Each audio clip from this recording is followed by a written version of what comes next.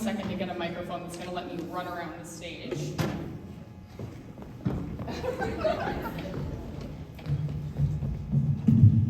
Hello. Ooh, hello.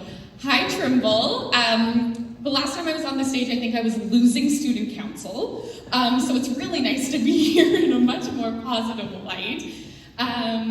If I can have my slideshow up there, that would be amazing. I know it's a Monday morning, but how is everyone doing today? I'd like to feel some energy. How's everyone?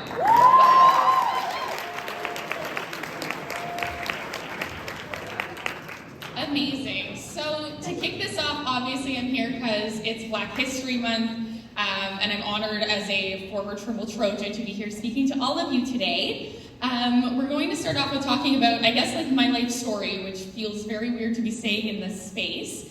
But we're going to talk about me, which is adversity to triumph, the story of Hillary LeBlanc. So who am I?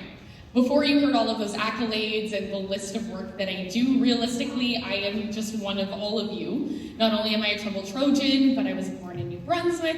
I grew up in Moncton and lived here until I was 23. As you heard, I am part Acadian, so my mom is from Cook, and my dad immigrated here from Senegal to go to Université de Moncton, where I also went. Yeah, I grew up here, I went to this school. I very much feel like I represent at least some of you in this room, and hopefully a little bit of all of you, being, both a mix of Black and white. So on our agenda this morning, we're going to talk about my experience growing up in Moncton and going to Harrison Trimble. And then we're going to get a little bit heavy, so this serves as somewhat of a content warning, but we're going to talk about the fact that I had an addiction. I was an alcoholic and did drugs for 4 years of my life, and we're going to talk about why I think that stems from a lack of self-esteem that came because I didn't like being Black. Newsflash, I did not like it, and that's what we're going to get into today. And then I get sober, so we're going to come back up to some positivity, and then we're going to talk about my work and what I do now. So a little bit about me, that's me being real cute, and that's me and my mom graduating from this very school. So to talk a little bit about myself, so I'm from Moncton, predominantly white community at the time when I was born in 1994, with a white mother, and I felt very uncomfortable in the skin that I was in. My dad being from Senegal, he wasn't really around a lot, and so I didn't get to know who I was as a Black person. I didn't see myself represented in media, and at the time, being in this school, and I've been a little emotional looking around the room, the diversity has shifted so much and grown so much. When I went here, I was one of only 5 Black kids, I think, in the entire building. I was always the only Black kid in my class. And to that point, I should say that obviously I am mixed. I am not the darkest person either. And so that was very, very challenging. The first time that I was called the N-word was actually at the age of 2. It was at Highfield Square Mall, which is now the Centre Avenir Center. Back in the day, my mom was taking me to get underwear for potty training, and some skinheads looked at me and said, "Look at that cute N-word baby." And my mom told me that when I was very, very young, and I think that her point in telling me that was to help me understand that people were going to look at me and they were going to see my skin color. They were going to see something that it wasn't my personality. It wasn't that I was doing something wrong. I was going to be hated just because of the fact that I was born a certain way. And I lived in a community that was going to treat me this way. I don't know if she did the right thing by telling me that so young, but in her mind, she was trying to prepare me for a lifetime of struggle. I'd like to think I'm standing in front of all of you because I've turned that struggle into some positivity, but it certainly hasn't been easy fighting that uphill battle that is racism. In the 3rd grade, a kid by the name of Andrew called me a chocolate bar, and I remember my teacher not validating my experience and looking at me and saying, "Oh, he's just trying to say that you're sweet." What was interesting was that a week prior to that, he had drawn a swastika on a jumbo eraser from a Scholastic book fair, and I knew in my heart that I wasn't being called sweet. It wasn't something that was supposed to be nice. It was supposed to be something that was insulting. They then punished him by getting him to making cookies. And I remember my mother freaking out, thinking the mother of this other child had to make these cookies because her kid was racist, and it being a whole thing in my household. But that's just one of many experiences that I faced. In the 6th grade, and I guess I should have said, all of this was happening at Queen Elizabeth School, right around the corner. Yeah, we knew.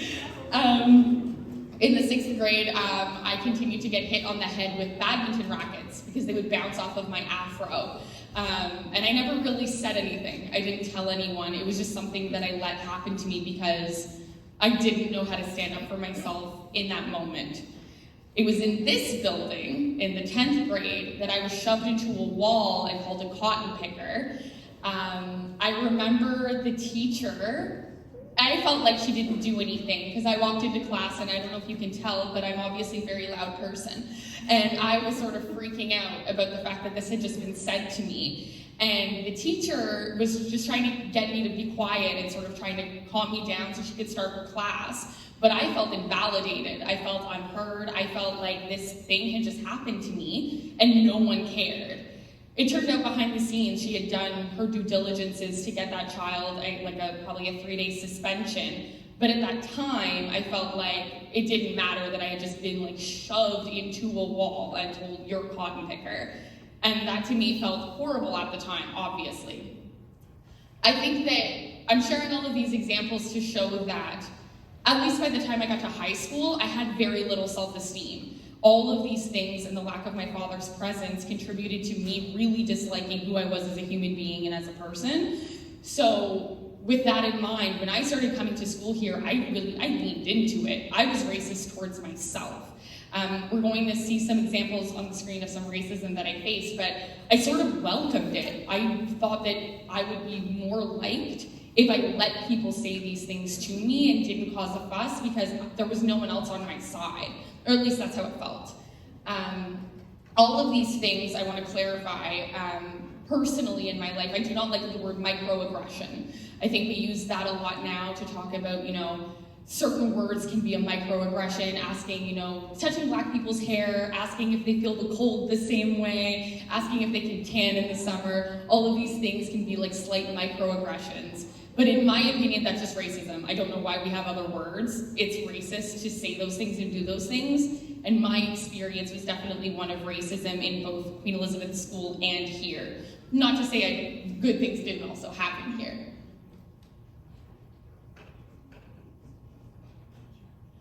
So here are some actual concrete examples of things that were said that were racist in my yearbook when I went here. We've got, "Hill, you are one of the coolest girls I know, and I'm glad we are friends." Well, once you go Black. Then we've got, "Did you hear about the Black person who went to college?" "Me neither. Keep being Black." "Hey, Black friend." "Hill, mixed chillin'." And my favorite one is the nig in all caps. Now, all of these things were written, and with my friends writing around them, and teachers writing around them, and I'll never know what other people thought when they saw this in the book. I'd like to think that teachers were disheartened and sad that this was going to be permanently in these books that I still have this many years later, but I'll never know for sure. And I should add that at the time, I certainly, like I said, was letting this happen. I wasn't going up to these kids later and then saying, "Hey, that wasn't okay." If anything, I was doing the opposite. So here are some more examples. We've got "Don't disappear in the summer nights." We've got "From your Black friend, Matt." I want to clarify, Matt was white. Before we get confused, Matt was not Black, Matt was white. We also have, this one I cropped because I was trying to keep people's names anonymous, but it said, we're brother and sister because I'm Black too. He's also white. Someone drew a mocha cup because they used to refer to me as a mocha coffee. This person wrote that I was her chocolate drop and also called herself a white cracker, which I think is very interesting. And then one person called me an Oreo and said, why am I not writing in black and white ink because they complement each other so well? And then this person said, "Sorry for all the times I couldn't see you and for making Black jokes." There was also one example that was so bad I couldn't put in it because it had a string of swear words that were trying to mimic sort of, I guess, gangster rap talk, and at the end essentially said something like, "I hope you're even blacker next year." I know, like, they're sort of funny, like, I know, but realistically they're not. I think that, again, I let all these things be said to me. When I walked into this building, I let people have an N-word pass, I let people rap at me, and it was just because I wanted to be liked. I didn't know how to be any other way. I was so uncomfortable with who I was, I let people say this. And I want to be very clear, I don't dislike any person who wrote this, and I wouldn't necessarily say that they're inherently racist. I don't know how another kid would let somebody, like, if you're going to let someone get away with that behavior, how do you vilify the person who's just pushing boundaries? I should have had the firm boundaries. I should have said something. I don't think that these kids are racist. I don't think they've grown up to be racist. I don't necessarily think that they were in the wrong. I think everyone at your young ages is trying to push boundaries and trying to be funny, and sometimes we do the wrong thing, and this is an example of doing the wrong thing. But I never stood up for myself, and that's where some more of my life problems sort of start.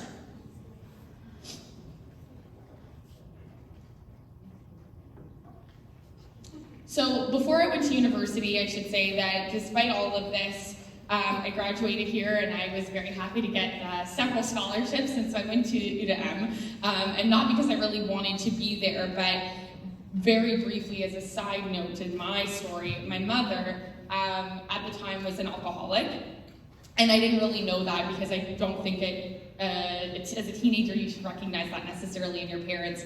But I lived in a bit of an abusive household. I wasn't allowed to go to parties or friends' houses. I wasn't allowed to have a boyfriend. I was very, very sheltered, and so I spent a lot of time at school because it was the only place I was allowed to really express myself. So I think my grad year I was on 6 committees in this school just because it was the only social that I had and the only way I could be out and about and seen and make friends.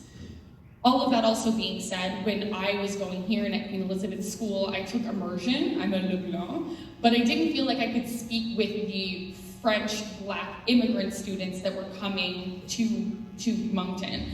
I felt like there was this language barrier and I couldn't really speak to them. And I also didn't really feel like I was Black enough. There's this really weird thing that happens, I think, when you're mixed race, where you're not white enough to hang out with the white kids, but you're not Black enough to hang out with the Black kids. I felt like I didn't really know what true racism was like, but I also was trying to straighten my hair and assimilate and look like the white girls in my class.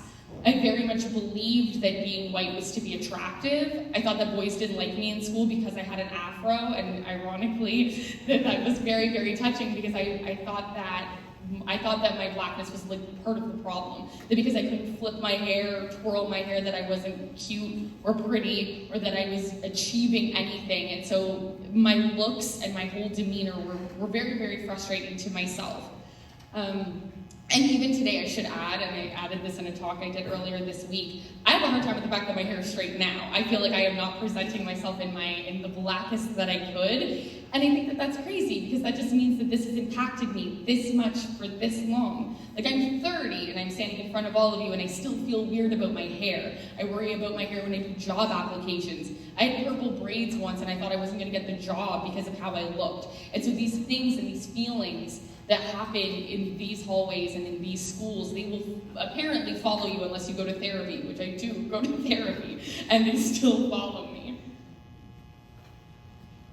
So when I went to UWM, as somewhat obvious, I also didn't really make any Black friends or have a Black community, mainly because of the language barrier. I did end up going into the English program at UWM, and so there were very few, I don't think there were any other Black kids that were in the English department at UWM. It's a very, very small department, so I was one of the only ones yet again. And so I never felt comfortable making any Black friends or having a Black community, and again, felt extremely insecure because of the fact that I didn't speak what I thought was proper French, despite the fact that, like, Chiac probably could have gotten me by.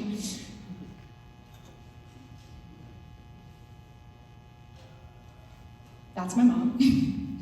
That's also me, looking very pale, I'll be honest, but that's me. And then that's me more recently. So losing my best friend and losing myself. As I mentioned, my mom was an alcoholic, and unfortunately at the beginning of 2014, she lost the ability to walk. Her drinking and her lack of care for her own body and eating properly led to this sort of mystery illness, and she just couldn't walk anymore. And one day I got a friend to actually carry her into a car, and we brought her to the emergency room, and the wait time was 8 hours, so she actually said, screw that, bring me back home. And I ended up having to intervene and call an ambulance the next day because I didn't know anything else to do.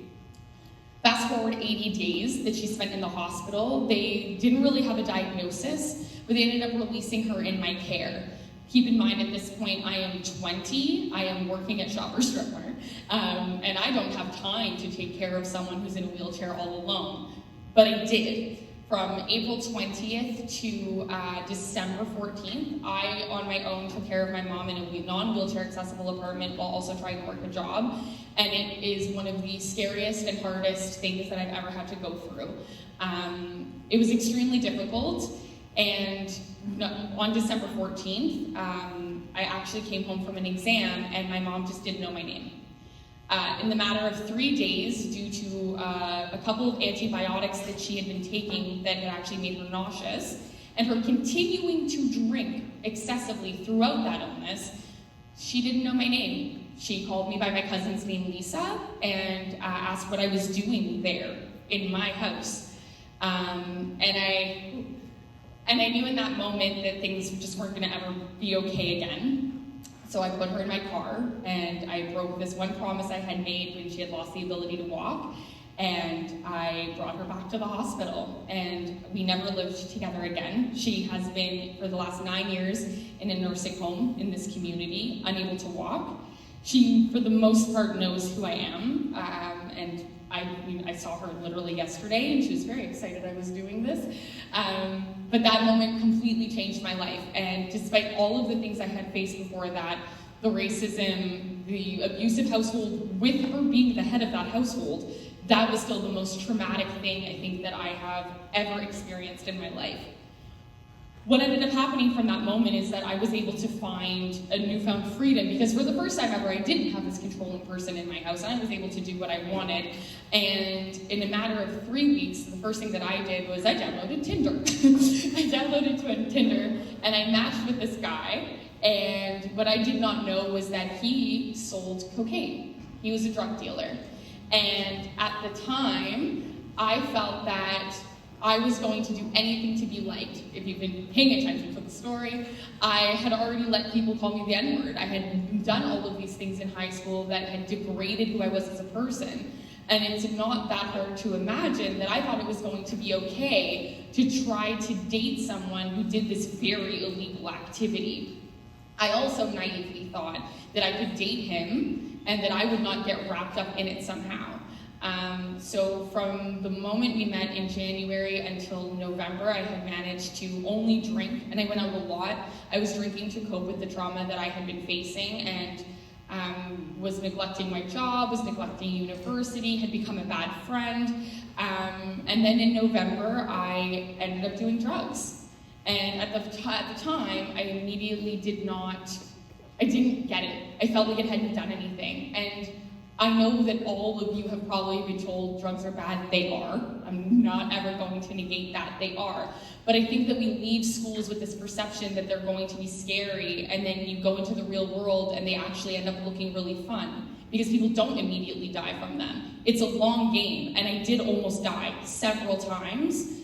But at the time, in that moment, I thought, oh, everyone just sort of lied to me. It's actually, this is chill.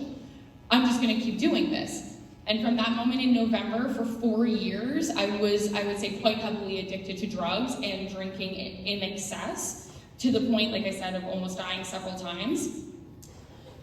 Throughout the 2.5 years that I ended up trying to go out with this man, which I should say it was an abusive situation, not only was there a lot of drug use and just poor behavior, he ended up being physically abusive to me. And I won't go into details, but it ended up being in a very abusive situation. And during that time, I also lied to people. My godmother had helped me get a car and I didn't make payments and it almost got repossessed. I ended up becoming a thief. Like, I was not the person I was when I left here with several thousands of dollars in scholarships. And I'm not going to say I got suddenly stupider. I was smart. I knew what I was doing was wrong. But there was something inside me that said that this is going to get you the thing you've been wanting forever, to feel loved, to feel liked. And so I threw away all of my morals, all of my values, and I tried to chase this person into some weird Bonnie and Clyde situation that ended up just being extremely, extremely negative. During that time period, however, I will say that I did work 3 jobs, I did get my first degree, there was some success in that, and I don't really know how I did it all, but I somehow found a way to sort of throw it all together. I should also say, in terms of the drug use and drinking, that I also ended up, getting into public fights, crying publicly. Like, there was just a lot of poor behavior and bad things happened from that. So after I started being physically abused, I thought that the best thing to do would be for me to move. I didn't know what I wanted to do with the degree I got with English at U to M, and I in my heart wanted to be a writer, but I didn't know how to get there, and my aunt actually convinced me to go to what used to be known as Ryerson University, which is now the Toronto Metropolitan University in Toronto, to pursue fashion communication. She was supposed to help me with some funding, that didn't happen, but she convinced me to head there. And I genuinely thought that Toronto would scare me straight. I thought that, how could I convince myself to use drugs from people that I don't know? I think the fear in me was that, it would be laced with something, I would immediately die. And though I definitely was not in a good mental place, I didn't necessarily want to no longer exist. So I left, and it ended up actually being the final 2 years to my rock bottom. I went there and I tried to go to school at TMU, as I mentioned, and what immediately happened is that a man approached me in a mall, and despite everything you're told about stranger danger, my addict brain thought that it would make sense to go and have a drink with this stranger. And I woke up with my front tooth fully missing out of my face, scratches all along my body, and blood in my mouth, and I still don't know to this day what happened. I assumed that my drink was drugged and that I then fled. I also didn't have shoes, and that was very unlike me to not have shoes. And so that immediately just felt to me like I was going to let this trauma continue to occur.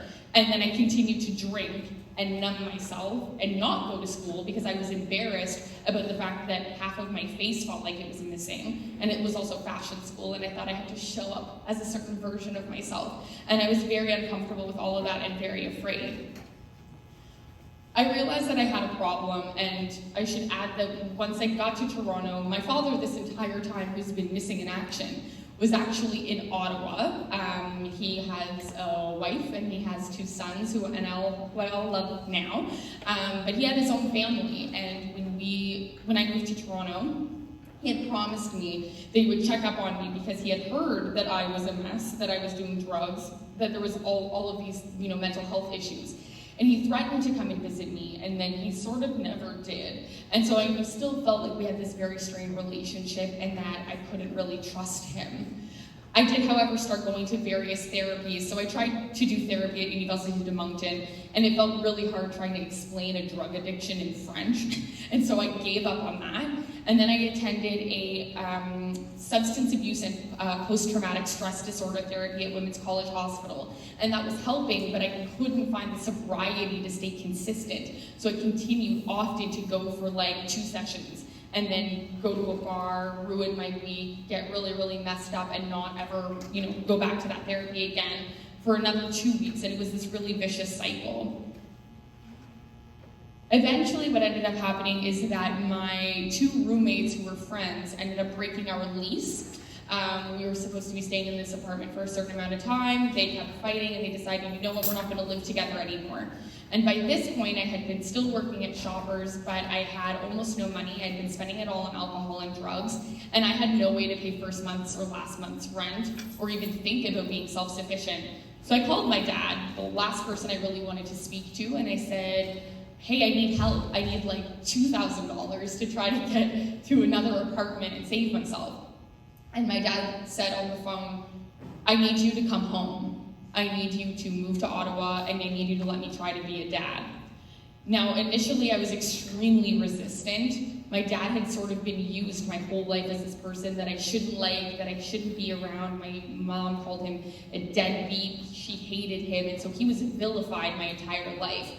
I thought I wanted nothing to do with him. Another somewhat funny big clincher in all of this was that he wasn't going to let me bring my cat. And to me, that was the end of the world, that I wasn't going to be able to take my first son, Maxwell, to Ottawa with me. And I very much tried to use that. Realistically, I was afraid of change. I was afraid to get sober. I didn't know who I was. I had no idea what person I would turn into because I had never been allowed to be myself for the 24 years I had been alive. So I was really afraid, but eventually the morals and values that were somewhere deep inside this body kicked in, and I decided to say yes, and I took the plunge, and I ended up moving in with my dad. Look at that, it works out. So, moving will make me sober if there's a support system, because moving certainly did not get me sober the first time, but it did once I moved in with my dad. I can say now that I am 4 years sober. I left all of that behind and never drank or did drugs again. I ended up moving in with my dad and started sobriety therapy under his house. Conveniently but not conveniently, at the exact same time the pandemic happened. And it was really hard to try to screw up my life with nothing open. And so for 2 years, I was just stuck in this house with this family, sort of staring my dad down and asking him all the questions. Why weren't you around? Why didn't you care?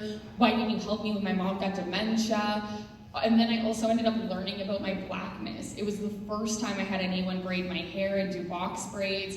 I was calling my aunties who were in Senegal and talking about how to wrap your hair the right way and why they use certain shea butters and all of these cultural intricacies that I had no idea about growing up in a very, very white Moncton. And so I was learning about this whole entire side of myself. At the same time, George Floyd was murdered. And I, for the first time, looked at my dad and had a very honest conversation about police brutality and the fact that he had been, police checked and faced racism at the hands of the police, how he had experienced discomfort. And there was this realization of damn, I'm black. These things are happening to my family. They're happening to the men in my life. And it's not as easy as just straightening your hair and pretending that you're white, that people won't see you in a negative way, because racism still exists. So it really allowed me to explore my relationship with my father, allowed me to explore my blackness, and allowed me to finally, at the age of 25 to 26, finally fully like myself. It was around that time that I finally started posting about this experience as well. So this whole time I'd been very active on social media and online because it was the only place I felt like I had a community. And I was posting about the fact that, I was building this relationship with my dad and with the black side of my family. And someone who owned a podcast reached out to me and was like, oh, your experience sounds really interesting. We'd love to have you as a guest. And so I talked about my experience, and that went really well. And then the next thing I knew, I was co-hosting that podcast. Fast forward about a year later, I had some issues with the way that it was run, and I founded my own company. I created the podcasting company Blacklantic as a means to share the stories of East Coasters, Black East Coasters, to other Black East Coasters, because there's a lack of Black media in the market. We also obviously speak to any people who want to listen, white allies, educators, etc., so that people can understand specific Black experiences. But at the time, nothing like this existed. It was also through speaking about my experience that I ended up working with CBC and becoming a contributor there. So I've done 3 Black History Month takeovers as of this month. I've done written first-person narratives. I did a radio series that interviewed 21 people about their Black businesses in and around Moncton. I started writing for various organizations that were named at the beginning, like By Blacks. and other like racialized organizations, and I saved every penny that I made and started working in the nonprofit sector, and I moved back to Toronto after spending the pandemic in Ottawa at my dad's. And I was very much afraid, and I should clarify, I said something and it wasn't actually true. I've been 4 years sober, but they have not been perfect. There has been a handful of times where I've gone out and I've partied, and I have definitely slipped, and I've made the mistake of consuming drugs or alcohol again. I'm about to hit 1 year clean and sober again on March 5th, and I'm very excited about that. But I do say that these 4 years have been a 4-year sober journey, because if you drink 1 day out of 365 days of the year, you still spend 364 working towards your goal and staying clean and sober. And I think it's important not to negate that. So after doing all of this work and moving back to Toronto, I ended up getting ingrained in the fashion industry, which was my dream. I started working for some outlets that write about fashion and sustainable fashion. Got to go to New York Fashion Week a couple of times, which has been very exciting. And then I started, hosting red carpets. I've met Justin Trudeau, Jagmeet Singh, Ryan Gosling, Simu Liu, Winnie Harlow. And all of these things are not a brag. I think that I got to do all of those things because I finally like being Black. I'm finally showing up as the person that I am, the person that I want to be, the person who likes herself, and I pursued my dreams, and I really tried. I think the last point that I'm trying to make is that you're all amazing in the skin that you're in, and this isn't supposed to be corny or cliche, but it's true. I remember sitting in these seats and thinking that I felt awful, that I hated myself, I hated the way that I looked, I hated the experiences that I was having. And I remember a lot of people just saying to me, like, oh, you just need to blossom or bloom, or people will like you later. I remember people telling me I was annoying and that I had too much energy and that I would grow out of it. But realistically, people just weren't ready for me. I should have never tried to change who I was, and I am so happy that I've just grown and leaned into the person that I always knew I was supposed to be. Don't make yourself smaller for others. And while this is a Black History Month conversation, and I hope every person of color in this room does not ever make themselves smaller to make white people feel more comfortable, any person should never do that to make someone else feel comfortable. Every person in this room is valid as they are, and they should be showing up the way that they want to show up, because that's who you were born to be. No one should necessarily need to change to make other people feel better or comfortable or more interesting, because you are all interesting and comfortable, and you're good people the way that you are. And I think that that's it.